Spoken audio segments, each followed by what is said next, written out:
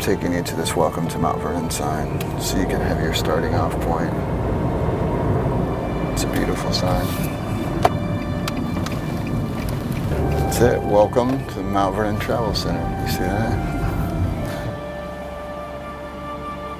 All right, Simone, that's enough, for Christ's sake.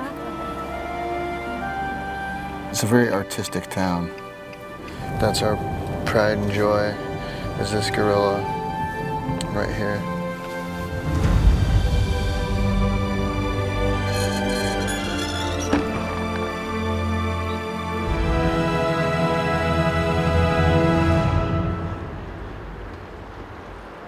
What's that shit called? The dance? Dude, if I did that right now, my hamstring's messed up. Oh, man. Best coach in the world. As the best coach in the world, how do you feel today? Okay, look, here, restart, go. Being the greatest coach in the world, when you're walking around these venues, just knowing that you're better than everyone else. Physically, mentally, the way you look, honestly, is impeccable. I've never felt like that ever. I've never felt that feeling. The man's so modest, guys. Don't even worry about Prettiest it. All right. coach in the game. Yeah. Nicest hair.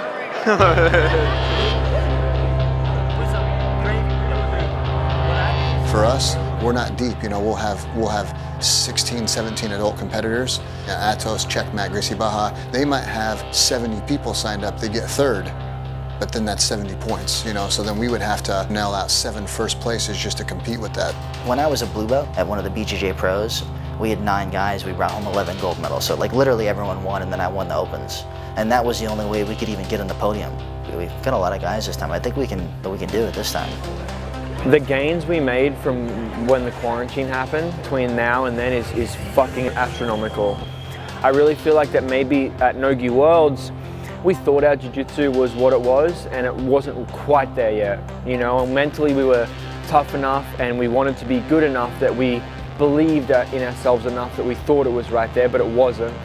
We were still in that mindset where we're a small team and we're still trying to be the big guys and trying to beat the best guys, and we're not on the same playing field or like level with them, you know. And I think through the quarantine we really bonded together as a team and understood that we're all we need to get to the top. As a team, I just think we're all just like closer. There's more of us now, and there's more of us that like really genuinely believe in like winning and like how we do it, and like we all believe in ourselves, and we all constantly are like coaching each other. It like really makes a big difference. When I first came to this place, there was only a few people in the gym. You know, it was Bird, Andrew, me, Alejandro, and it was a couple stragglers that were just from around town, you know. And seeing where the team is now and the whole lineup we have, and hearing Heath talk about it, it's just like, it would be huge to have Heath stand on top of that podium and get some recognition, and seeing everyone medal and have the opportunity to even compete with these bigger teams, it's incredible, and it only fuels our fire to get bigger and grow as a team. I really can't wait. It's going to mean everything in the world to me.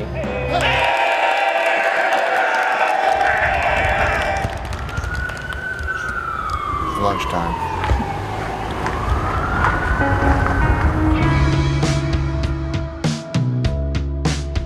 Mount Vernon, Illinois is like, it's kind of a crossroads town. There's a lot of like drug trafficking that happens here because there's like major cities, you know, Memphis is connected to Chicago and Louisville, Kentucky. So it's like all the Midwest cities, this is kind of almost like a meeting area. So the town's mostly just like fast food joints and, you know, hotel, motel. It's a pretty simple place, but we get a lot of crime, unfortunately, from, you know, the interstate being right here and what comes on and off of it. So there's still a lot of stuff that we as a city need to work on. But for the most part, if you don't go looking for trouble, you know, you won't too much find it. You know, there's like 15 or 16 blocks where just kind of the not so nice stuff is, and that's the neighborhood that I grew up in. You know, for me, growing up there was awesome. I had a really great childhood. You know, we like constantly played outside. There were like, you know, 50 neighborhood kids that you could have like pickup ball games on. I wouldn't change my childhood for too much, you know.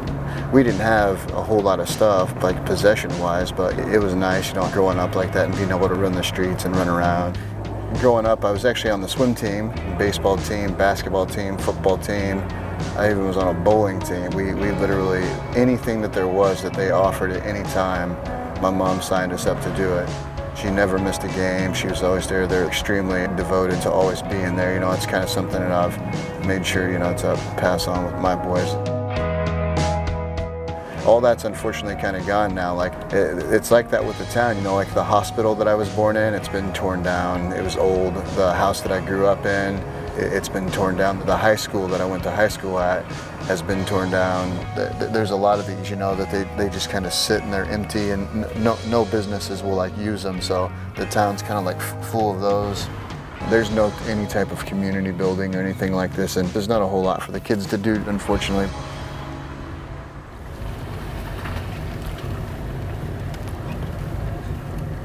Who the fuck's she filming? Yeah. That's what she said. I'll show you these real quick, Simone. If I tell you to stop, so... Is someone gonna... It's okay, if I tell you to stop filming, yeah. It's because I see someone and I don't want anyone to shoot into the car or anything. Oh.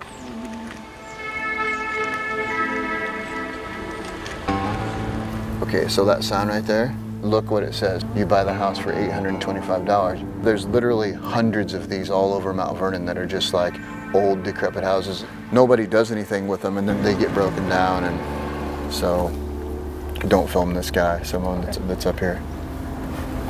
So these are actually Section 8 houses, government funding house. There's a lot of these.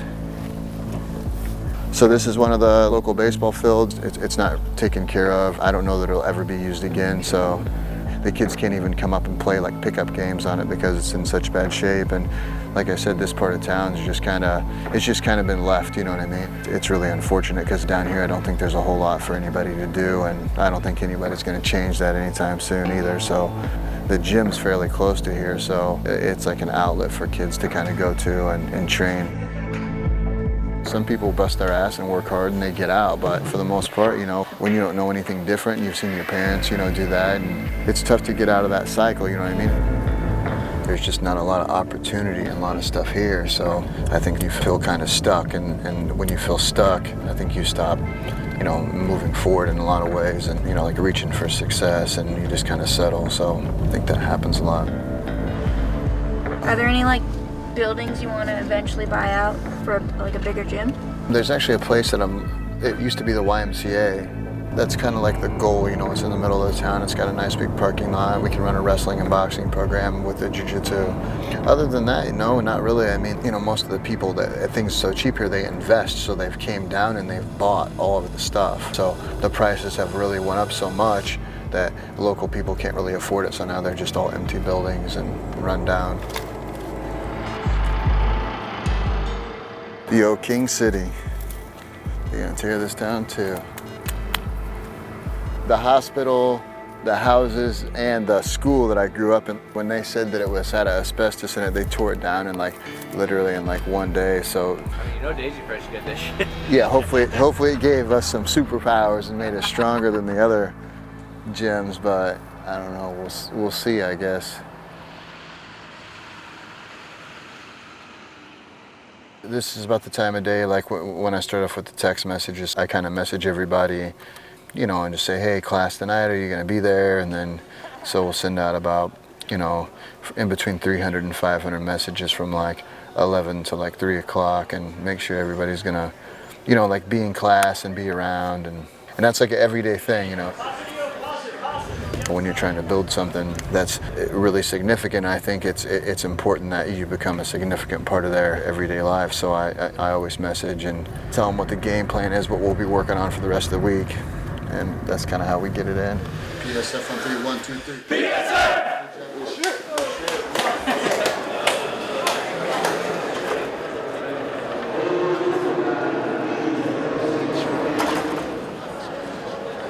Yeah, dog. Yeah, dog. Breaking the law, breaking the law. Breaking the law, breaking the law. We broke the law last night. Huh? But that was just, I mean, that's what they say we did. We didn't really do that, though. Allegedly. Allegedly, we were going 130 and a 20. Talk a little bit about how you originally met the Pedigo guys. I met Andrew and Heath first. I had a student at this time who I had taken under my wing, and this kid was doing really well. He was winning every tournament, and we go to the Pan Ams. And here comes this kid in this little fucking dirty ass. It was a white gi, but it looked like it was brown. You could tell he's all timid and nervous and shit. And I'm always suspect about kids like that. Kids like that are fucking dangerous, you know? I go in, I've got Josh Vale's first round. Okay, he's at the time was the #1 seed to blue belt. So the ring coordinator's trying to pull us out for the match, and Josh Vales is doing an interview with Gracie magazine. He doesn't even come to the match. It takes him like 5 minutes to come out, and I'm like, motherfucker. So boom, first round, Andrew just beats the fuck out of this guy. Beats his ass. I mean, just whooped his ass. I mean, just put it on him, you know? I kind of just pummel him, like really bad. Like I passed his guard, mount him, take his back, choke him. It was pretty quick. It was vicious, is a good way to put it. So then afterwards, this big, giant, scary-looking guy is fucking talking to me, puts his hand on my shoulder, and I feel like a bear just grabbed me, and he's asking me all these questions. He's like, so who are you? After that match, like, you know, I had spoke to Heath, seemed like just great guys, and we exchanged some words. And then I actually went to Bear, and I said, Bear, you gotta check this kid out. You gotta check this kid out. And sure enough, that day, he finds Andrew on Facebook, and he sent Andrew an instant message. I ended up getting sponsored by Show Your Roll because of Orlando. Orlando like went out of his way on his own. You know, it's rare that somebody goes out on their own, you know what I mean? Especially when you would just beat someone from their gym. You know, it just shows the kind of, you know, type of guy that the guy is, you know what I mean? It's like, a lot of people think he's like a brash, you know, almost like the WWF type guys, but look, man, the guy's got a heart of gold. He like offers to let us stay at his gym every time we come out to California, so we would like, 20 of us would sleep on his mats at his gym. He never asked for anything. He offered his home, his gym. He's just an incredible guy, man. He's done a ton of stuff. I'm forever grateful to him. I'm really glad that he's here.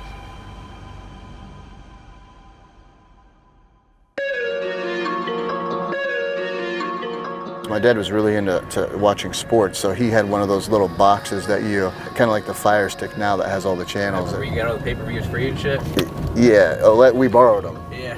Yeah, allegedly. So I believe in like November of '93, the first UFC came on and we actually watched it. Me and my brother just kind of became obsessed with it. We just constantly emulating the moves and just going over them, and we recorded it on a VCR tape.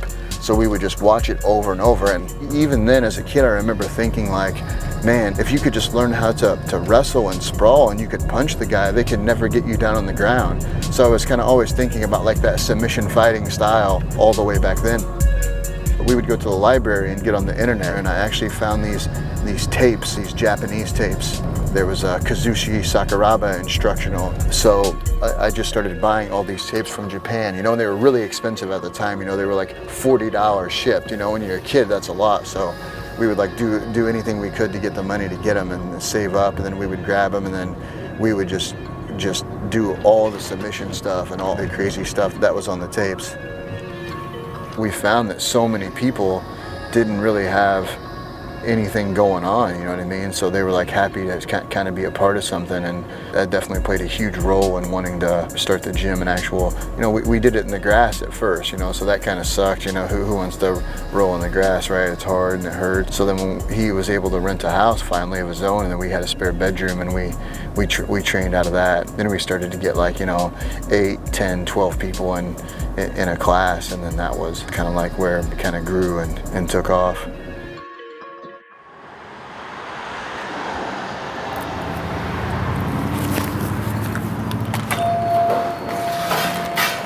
How'd you know I was here? Truck. Lance is like super good people, you know. There's not enough amazing things that I can say about him. He really helped out, you know, when I wanted to kind of teach gi jiu-jitsu at first, you know, he was open to letting us use his barn. It's at his house. He never asked for anything, never charged anything that I tried to give him. He just always gave back. I knew Heath in high school. He wrestled, and I helped coach wrestling back then, so I didn't really know him, but he was one of the kids that wrestled. Actually, as far as Kicked me off the team. I did. He was very scrappy. Probably some unorthodox things he was doing wrestling-wise that he maybe shouldn't have been doing, I would guess. Obviously, he was an athlete, and you know, you pick up on that quick. I did a Kimura. Yeah. So I had a barn out where I live, and my dad and I took half of it and converted it into a wrestling room. We built walls and put mats in, and the other half we set up for training facilities. So he started training out in the barn. Program's mine now. Yeah. Started out there, I don't even know, he was out there a couple years, and it's actually at my house, and it got to be a little much because it's where I live.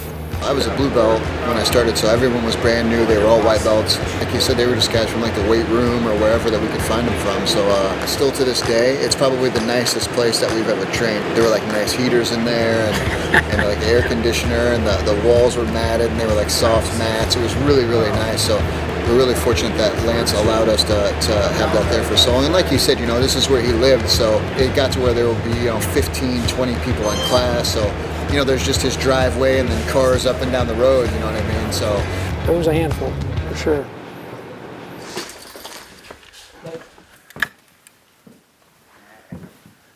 So this is the old roll. this is it. These are the mats that were down. Oh, it's like a real wrestling room. They had the mats on the wall and everything. Yep, here's the mat right here. There's this mat here. He had 2 1.5s. We spent a lot of time on this little guy. This is Lance's blue belt. He's been using it a lot. You can see that. There was a guy from over at Rodrigo's that him and I drilled with a lot, and we had already started really experimenting really heavy with like Spider Guard and De La Riva stuff, and this is way before everybody else did. Now, I was really lucky because I have all the like new wave stuff that I stay up on, plus the things that I learned from him. So knowing all that stuff and be able to pass it on all to the guys so they have both worlds, I'm thankful to Rodrigo for that.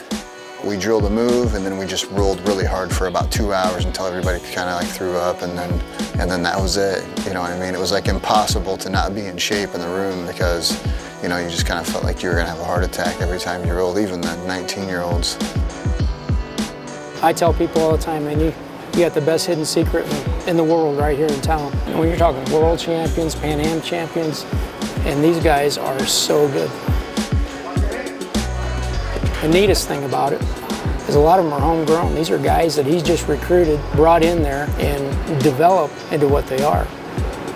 There's no comparison. I mean, you see the medals on his wall in there, it's just crazy. To me, in a nutshell, that's success right there. It's about passion. He obviously has a passion for what he does, which is why he's so good at it. He's a very good bullshitter. Yeah, how much you pay him to say that? I just Venmo'd him. Yeah. When we were out at Lance's, I had some stickers left over from when I had done some MMA fights back in like 2000. A group of boys, they took them and I found them slapping them all over, and I just pulled up to the stop sign one day and it was there, and I told them, don't be putting those on all the stop signs. So they're like, oh man, we put them on like 20 stop signs, so we're gonna have to go around and get all of them off. That's actually the only one that I've seen in the last couple of years that went out there, is because it's in the country. So it's cool. Every time I drive past it, it reminds me of the good old days.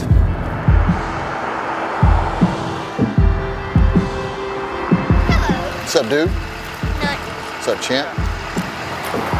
Are you ready? Yeah. Look at the hair on this kid, man. Are you want to go inside and say hi to your grandpa? Yeah. We're at Gale's Auto. It's my son Gavin, it's his grandfather. We're about 15 miles from Mount Vernon, so Gavin goes to a little country school out here, and this is his bus stop where he gets dropped off every day, and I get to come and pick him up. So I'm really thankful and appreciative of Gavin's relationship. His grandpa's an incredible grandpa, and he's a really manly man, He's like mechanic and works on cars, and they fish and do all this manly stuff. I grew up in Mount Vernon, so like, we just like played in the alley and, ran around with the kids. So I didn't really get to learn a lot of this stuff. So I'm really thankful that he has him in his life to teach him all this, really cool stuff. What do you think about all of your guys in the Jiu-Jitsu game? You put the ones on the top. I like what they're doing. But you don't want to do it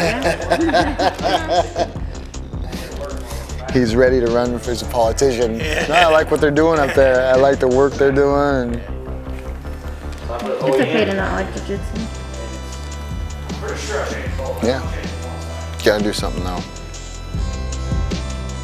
What do you know about the gym? They're dedicated. They gotta be. Anybody that sleeps on a gym floor, and that's all them guys do. I'm a little bit different than what those guys are. They train hard and do everything they can to stay healthy, and me, I smoke like a train and drink when I can. And I've tried to get them guys to go out before. I think that'd be fun to get them out in the crowd someplace, but the guys are always training. I'm like, hey, we're going to the lake this weekend. Oh, I can't, I've got to train. I'm like, what do you got to train for? Well, we've got a match coming up. I'm like, take 4 hours out, and they don't take the 4 hours out. There's different places around here, but none of them put out the quality of guys that Heath is. Those guys are doing it to stay fit. Heath's guys do it to be a champion at it. It's given Mount Vernon a name for something that they would have never had it for. I don't know what kind of recognition Mount Vernon actually gives them. Probably not what they deserve, just because Mount Vernon is Mount Vernon, you know. How would you describe Heath as a person? Heath is a wonderful dad. You know, if you would have asked me that 13 years ago, whenever he was running around trying to make the name for himself, I thought, this guy will never be a good dad. 13 years later, I think he is. So, that's what matters. You don't want to go? Good. Go. If you like me, I'll do you like me. All right, baby, you ready? Yep.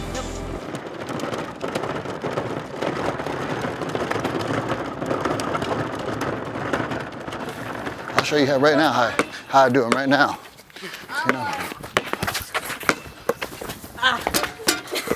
You know, I'll score on you now. All right. My turn. That was a pass to Michael Sears. Cut that part out. Keep it in there. All right, you want smoke? Some smoke. I won't. Green. Throwing up them bricks, boy. We get it in about every single day. Yeah, you got 6. We do something every day for sure, you know. Try to spend a good 2 hours doing something, man. He probably practices more than I do, obviously. I have like 2 or 3 hours before class starts and we do homework or whatever and then we just like get it in. Like I'm really lucky, man. They're like really outside kids, so they like play and you know, they're like fun. They're like old school kids, so. Oh, man. So why you watch the one that I missed? You won. That's out. You know, some people make tons and tons of money, but that's something that, you know, like time's the only thing money can't buy. So I'm just really lucky that I get to spend that extra time with the boys, you know, and picking them up and getting to hang out with them every day. They can't beat me. Nah, not yet. How much do I have? I don't know. Like 6, 7. Probably my. They have like 50 uncles at the gym, so I'm really lucky that they're constantly surrounded by these guys that have like dedicated their life to be great at something, and I'm really happy that my boys get to see that dedication. You want to come to class tonight and do a lot of running? No, I don't want to run. My boys actually, they don't like jiu-jitsu. They don't do jiu-jitsu. That's my thing. If one day maybe they decide they want to do that, I'll be stoked and I'll help them out. But my only like rule for them is anything that they're gonna do, they have to try to be great. They have to, you know, work harder than everybody else at it, whether it's being a painter, you know, a race car driver, whatever it is, whatever makes them happy, that's 100% cool with me, but they have to put full max effort into it all the time. So you gotta get this haircut, man. Why? It just looks a bit shit then, isn't it?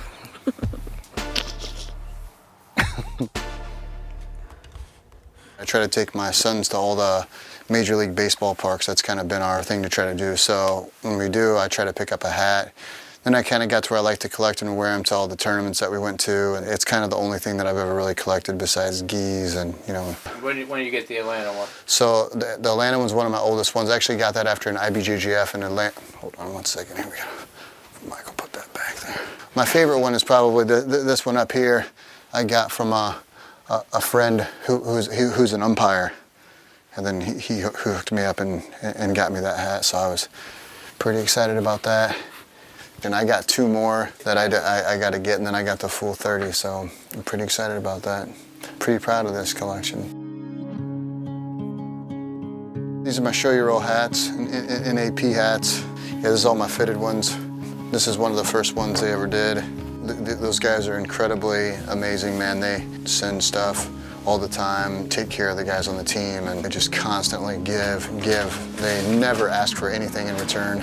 I wouldn't have been able to do tons of the stuff that I've done if it wasn't for their help, and they really believe in the process. And I can never say enough great stuff about Bear and the show-year-old guys. Man, they're just really, really incredible. King of the cage, hook and shoot. Yeah, when I was a kid, I would just watch these for hours and hours and hours. I have just literally 100 notebooks that are just filled from front to back. It's like mad scientist. Like, if someone looked at them, I don't even know if they could figure out the stuff that it says, because it's like there's just so much stuff in them. But these are my hotel keys from the last 2 years from going to jiu-jitsu tournaments. We actually stay when we go on the trips at casinos, usually if we can, because the casinos don't really pay attention to how many people are in the room. You know, sometimes we'll put 15 guys in a hotel room. It's not as bad as it once was, but this is the Fairmont in Austin, Texas. 1999, NAGA, North American Grappling Association, first place, a 15 and 16-year-old. People laugh at this, but one of the biggest tournaments at the time was like the NAGA when I looked it up. It was like the Grappler's Quest and then the NAGA. So I actually took a bus. Actually, the one that you have there, I think, is about that story a guy wrote. Pedigo wins North American Grappling Championship. Pedigo defeated 5 opponents in a 15-hour workday at the North American Grappling Championships. There were 500 competitors in '99, even back then at the... 500 competitors. Yeah, because, I mean, they came from all around because there was nothing going on, right? I'd never really been out of Mount Vernon before. That was the first time. So I took the bus 30 hours each way, and then I had to bring this really big trophy back when I won. He said his ambition is to one day be able to train others in the sport. I hope to one day make a life out of it and open my own school. 21 years ago. 21 years ago. Yeah.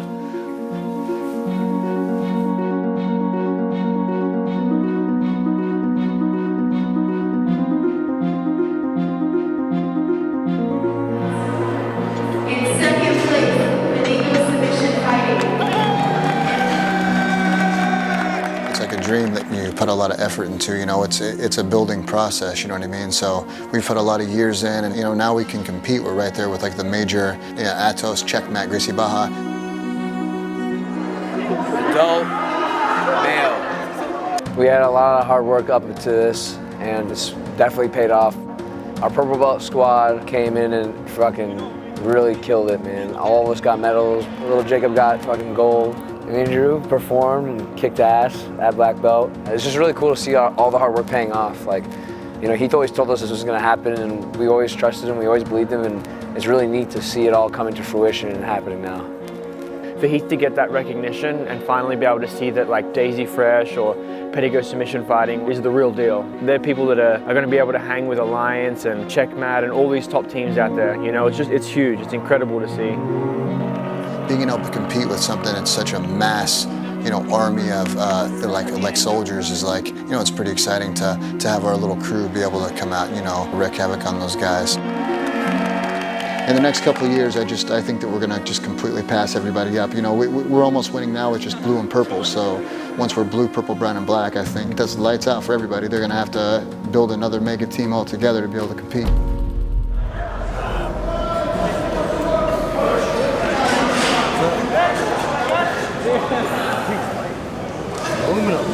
Aluminium. It's aluminium. Good work. All in day's work. Dude, we've been on such a long journey, man. When I moved in the gym, I think Heath had literally just gotten his purple belt. So like when we go to the Worlds and stuff, we weren't even allowed to have him in the coaching area. He'd be like yelling from the stands and stuff. When I was a blue, we had guys go and win the Worlds and Pans as white belts, and then just kind of as I moved up, you know, they moved up. And once Andrew was purple, we got a nice little group of blue belts, and you know, then the locals started coming in, and you know, just built that up as it went along. You know, we were in this little box, smaller than the box we're in now, underneath a fucking theater, and everyone was in there rolling hard. We're running into the walls and stuff. We just felt like we could kind of beat anyone. You know, and then everyone kind of make fun of us. They're like, "Who's the black belt on your team?" And I'm like, "Well, we don't have a black belt." Well, who's your coach? And they're like, "Well, it's that guy, the purple belt over there." And they're like, "What the fuck?" And then we were like winning the Worlds at white belt, and then we won at blue belt and purple belt. So it's like us against the world a little bit. Oh, fuck them. Back in the day, no one knew who we were, man. We just kept showing up at the tournaments. We've built the name and the success we've had just through attrition, just from being there constantly getting on the podium. No one used to talk to us. We were nothing. We were just a separate, tiny, small team that no one knew about.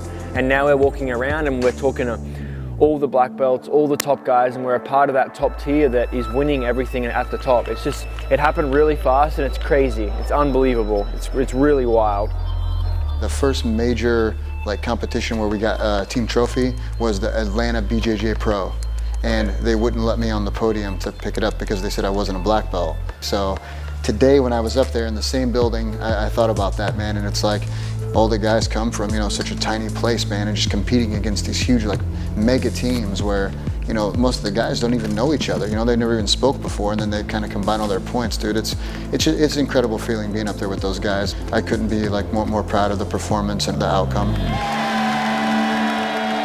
You don't need to be part of a superstar team to make it work. You just have to have good training partners that want you to succeed, that will push you. There's no secret techniques in Jiu-Jitsu anymore. It's 2020. You can get the technique. You just need to have the grit and the heart. People don't really understand, what goes into winning. It's like the tip of the iceberg thing. They see the tip, but they don't see the iceberg. The hard work and what you have to put in and everything that you have to give up. And the places they're from, I don't know if they ever thought that they would, get a chance to be a part of something like this.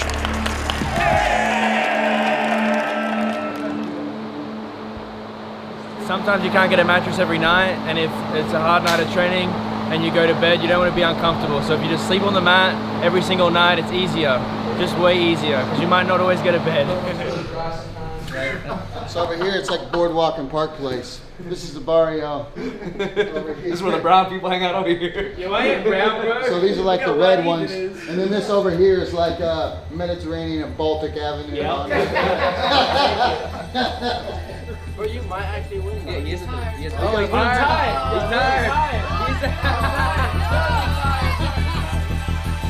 Money-wise, he may not be rich, but when it comes to friends and relationships and a big family, what he has, I mean, priceless.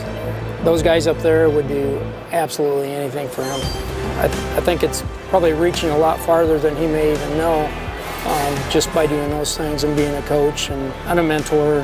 The thing that I respect the most is people who fight for what they want, man, who struggle, who grind. Back then, I got to see just Andrew and Bird living in the gym. Now to see really how Heath has opened it up and really helping these other guys, and watching these guys.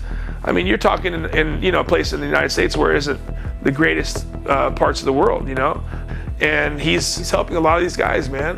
I mean, he's helped a lot of these guys, and to me, there's nothing better than being that kind of man, and that kind of man who helps other people like that, dude. There's nothing better. Let's do it.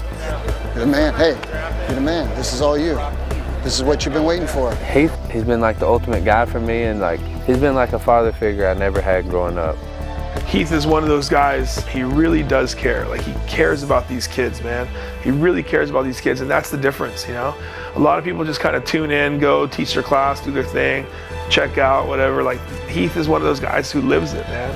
He lives it, he lives it, he lives it. Heath, man, this has got to be amazing for him. He doesn't get anything from the gym money-wise. He doesn't do this for money. He doesn't even charge the guys that live in the gym anything. So he doesn't get anything from this except for the joy of giving people the ability to do their dreams. So I mean, for him, he's got to be feeling pretty happy. I'm happy for him. We've been doing this together a long time, and it's nice to succeed. Watching someone make a dream and accomplish it, and really live it in that moment, it's just a really incredible feeling. That's what this is all for. The trophies don't mean shit, the medals don't mean shit, but watching someone, in a moment like that, that's everything. You know what I mean? That's the point of doing this every day and spending time away from my family and my kids. You know what I mean? And spending the money and the time on this is all for those moments. To watch guys like Jacob become something and believe in themselves, and then one day pay that forward to help somebody that was like them. That's the whole point of all of this. So without that, all this means nothing. It's just results on paper. For the 2021 Adult Male Pan No-Gi Championship, in 3rd place, Atos Jiu-Jitsu. In 2nd place, Checkmat. And in Gabby Garcia.